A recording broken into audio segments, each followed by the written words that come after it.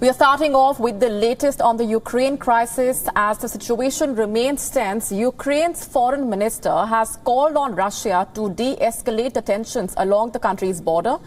In a press conference, Ukraine's foreign minister reiterated that the regions of Donbas and Crimea are a part of Ukraine. He said constant escalation has been observed in the region, and only complete withdrawal of the Russian troops amassed at the border would be a sign of de-escalation, adding that any attack on the territorial integrity and sovereignty of Ukraine would be a red line. The country's foreign minister also took to Twitter to downplay fears, saying that different capitals have different scenarios, but that Ukraine is getting ready for any development.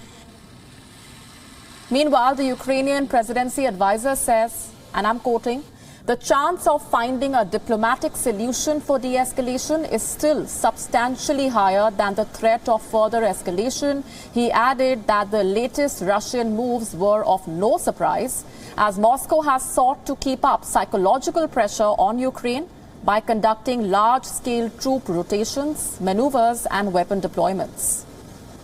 Earlier, Russia's defense ministry released footage of armed forces from the Western Military District carrying out exercises in the Leningrad region bordering Finland and Estonia. This comes after Russia sent a pair of long-range nuclear-capable bombers on patrol over Belarus, which borders Ukraine to the north. Meanwhile, a large contingent of U.S. troops has landed in Poland, with more troop deployment expected in the coming days. The division's commanding general told reporters that their presence is defensive in nature, with the aim to deter any wars and defend the NATO if required.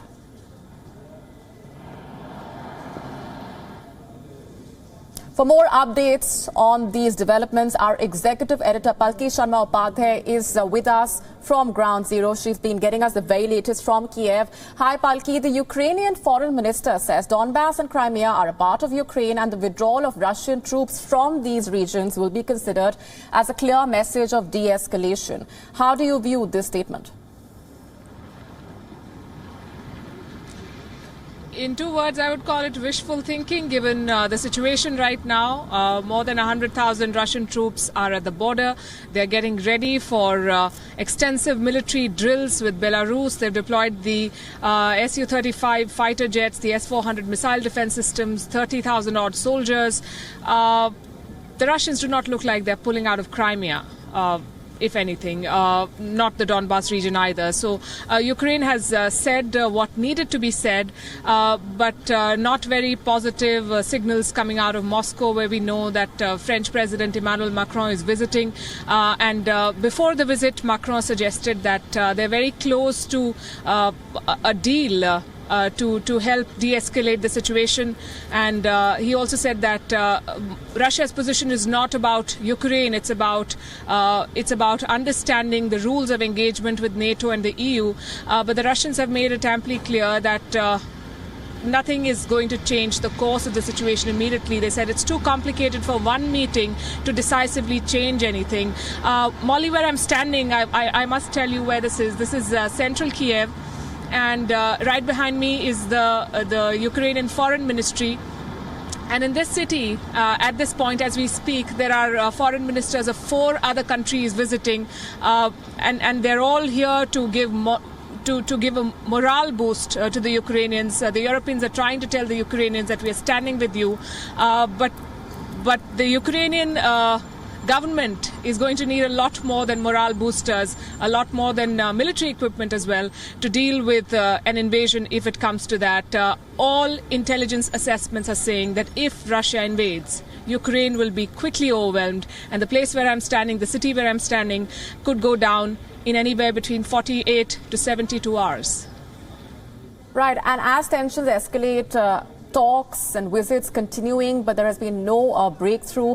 The Ukrainian presidency advisor has also said the chance of finding a diplomatic solution for de-escalation is still higher than the threat of further escalation. If you can elaborate on how optimistic the Ukrainian leadership really is that diplomacy will help in easing these tensions.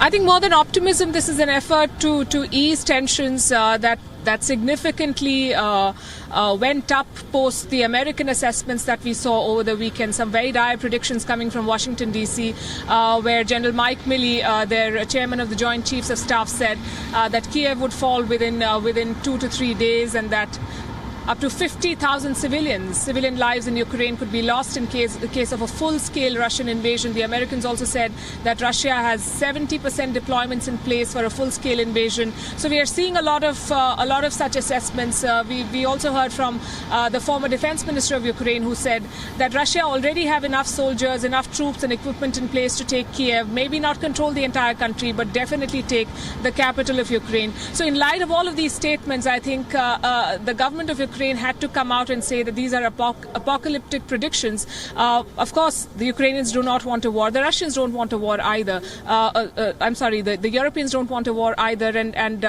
you see that push for diplomacy with Emmanuel Macron in Moscow and German Chancellor Olaf Scholz in Washington, D.C. So the amping up of the rhetoric, I would say, is coming from the other side of the Atlantic, where the Americans are saying that a war is imminent and that the Russians are going to use some sort of a pretext, a video perhaps, to launch an attack on the Ukrainians.